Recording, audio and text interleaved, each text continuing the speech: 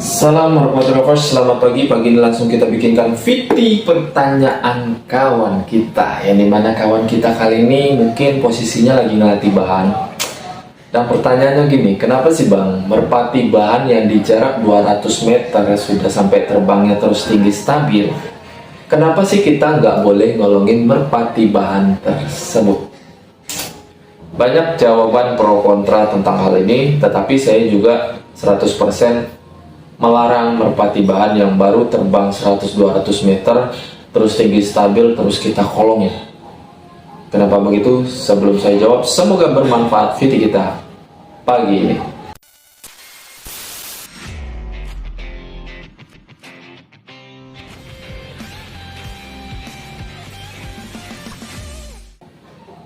Selamat pagi, salam warahmatullahi wabarakatuh Indonesia. Semoga sehat selalu di luar sana, dilancarkan rezekinya min tanpa terkecuali. Terima kasih banyak untuk udah subscribe, like, komen, bantu jawab, terus segala macamnya. Oke, agak delay uploadnya karena sibuk. Oke, kita langsung ke posisi pembahasan opening awal, yang dimana kenapa sih merpati bahan yang terbang yang udah stabil di jarak 200 meter kenapa nggak boleh kita kolongin?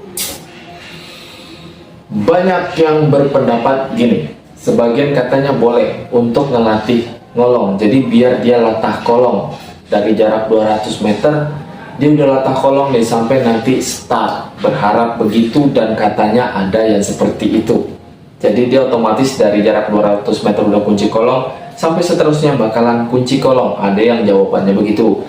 Terus ada yang jawab jangan, karena apa? Karena nanti mentalnya ngedrop saat sudah sampai terbangan start atau pelepasan start yang jaraknya udah 1 kilo 800 atau 900 meter. Yang benar yang mana? Kalau ditanyakan ke saya, versi saya pribadi, saya tetap melarang di jarak 200 meter walaupun dia tinggi stabil, dia bisa diambil kolong, terus kita kolongin terus gitu. Sebetulnya gini, seandainya dia di jarak 200 meter, dia sudah mulai tinggi stabil, terus kita mau berharap tes dia berani ngolong atau enggak, itu boleh aja. Boleh aja. Tapi jangan keseringan, jangan terlalu sering. Cukup sekali dua kali, kalau dia udah mulai ngolong, udah. Jangan dikolongin terus, walaupun dia tetap tinggi stabil. Nanti di agak pertengahan video kita bahas kenapa begitu. Nanti ditambah lagi jarak 300 atau 400 meter, otomatis tingkat ketinggian terbangnya lebih tinggi daripada jarak 200 meter. Terus kita berharap, oh kita kolongin lebih enak nih. Jangan kayak gitu. Plus minusnya ada di pembahasan kayak gini nanti. Terus nanti diterbangin lagi di jarak 500 meter, tambah ketinggian stabil, tingkat ketinggiannya udah enak nih. Berharap mau pamer, mau ngolongin burung bahan. Banyak yang kayak gitu. Tapi jangan. Ingat saya bilang, cukup sekali-sekali aja. Jangan keterusan. Jangan sering kali. Kita harapannya ngelatih bahan itu tujuannya biar latah kolong, biar tanggung jawab, biar mapan kolongan atas sampai bawah. Iya.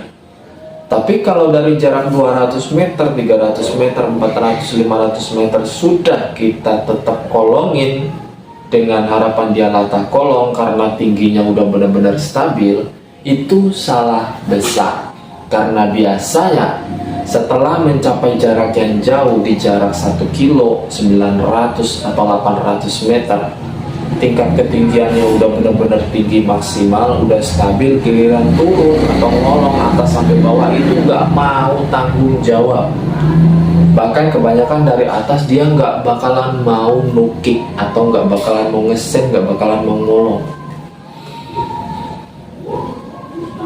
Timbul pertanyaan kenapa begitu, padahal di jarak 200 meter, 300, 400, 500 meter dia udah kunci kolong bang, tingkat ketinggiannya udah stabil banget, dia berani. Tapi kenapa sih di jarak sampai udah 800, 900, 1 kilo, kenapa dia justru nggak berani kunci kolongnya, nggak berani turun? Kenapa? Apa mentalnya yang masalah atau perawatannya masalah? Yang masalah itu sistem pelatihannya yang salah. Mungkin batas tingkat ketinggian stabil dia di jarak 500 meter dia masih berani ngolong, dia punya mental buat ngolong.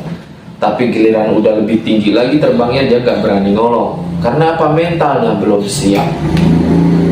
Dan itu bakalan jadi kebiasaan burung yang nantinya diterusin dengan sistem pelatihan kayak gitu, dipaksa ngolong terus, rusak. Biasanya burung yang dilatih udah tinggi stabil, jarak 200 meter paling sekali dikolongin, jarak 300 meter tinggi stabil sekali dikolongin, sampai 500 meter paling sekali dikolongin walaupun dia udah tinggi stabil. Sisanya ditarik di bawah bendera, dibikin dia ngesen dulu, dibikin dia minta di bawah bendera. Itu untuk pelepasan startnya biasanya dia udah mapan tali, lebih enak ngolongnya, lebih berani. Dia sudah punya pakem atau ancang-ancang, dia udah minta dari jauh. Coba bandingin kalau nggak percaya. Burung-burung player yang sudah mapan di jarak segitu udah jauh, kalau setiap melihat kolongan, nggak mungkin dia langsung nyeprin terus. Pasti dia bakalan ngesense, dia udah mulai pelan terbangnya. Ketapan sayapnya pun udah mulai 1, 2, udah mulai pelan. Beda sama burung yang memang belum mapan kolong, walaupun udah nyampe kolongan, tinggal geber ngolong doang, dia tetap nyeprin di atasnya. Karena apa? Karena kita kebiasaan ngambil ngolong terus tanpa dikasih tahu aba-aba yang seharusnya dia udah siap atau standby untuk ngolong. Ambisi pemain sama aja sih sebetulnya, pengen ngeliat burungnya kunci kolong, dengan harapan setinggi apapun bakalan tetap ngolong, tanggung jawab. Padahal kalau untuk pelatihan sistem awalnya salah, kalau udah sampai startnya ya tetap aja susah ngolong. Jadi kita kembali ke pokok pembahasan yang seharusnya yang kita lakukan apa ya?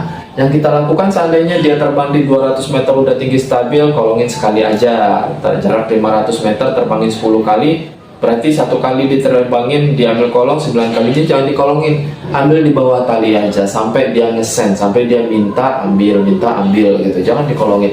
Begitu juga sampai jarak 200, 300, 400, 500 meter, jangan dikolongin dulu. Walaupun dia tinggi stabil, biarin aja, jangan dikolongin, jangan gatel tangan kita buat ngolongin. Ambil di bawah tali dulu, petik jam 10, jam 10, jam 10, jam setengah 11, jam 10 gitu, tarik aja. Dia ngesen sendiri. Karena kita ini sistem latihan.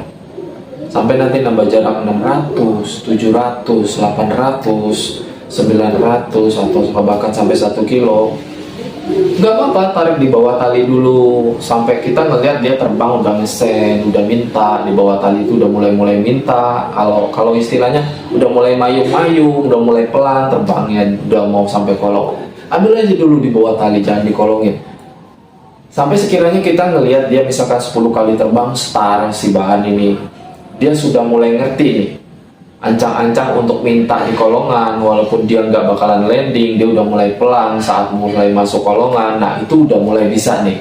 Sekiranya kita udah bisa baca karakter dia, berarti dia udah mapan nih di kolongan, udah mulai minta. Itu boleh kita tes ngolong. Jadi urusan ngolong itu gampang kalau memang si merpati tersebut sudah mapan sama tracknya. Jangan buru-buru juga ngapalin track karena kehabisan tenaga untuk merpati bahan. Terus sudah nyaman, sudah tahu ngesen kapan, atau sudah tahu mayung atau ngokang kapan, istilah daerah beda-beda ya. Kapan seharusnya dia memperlambat terbangnya untuk masuk ke kolongan. Jadi jangan dikira sprint atas terus-terus bakalan ngolong enak, enggak. Kadang responnya nggak bagus. Justru yang udah mulai kolongan udah mulai pelan, nah udah mulai kelihatan cari celah, nah itu biasanya positif ngolong. Jadi beda dengan yang sprint atas langsung tiba-tiba ngolong, jarang responnya kayak gitu.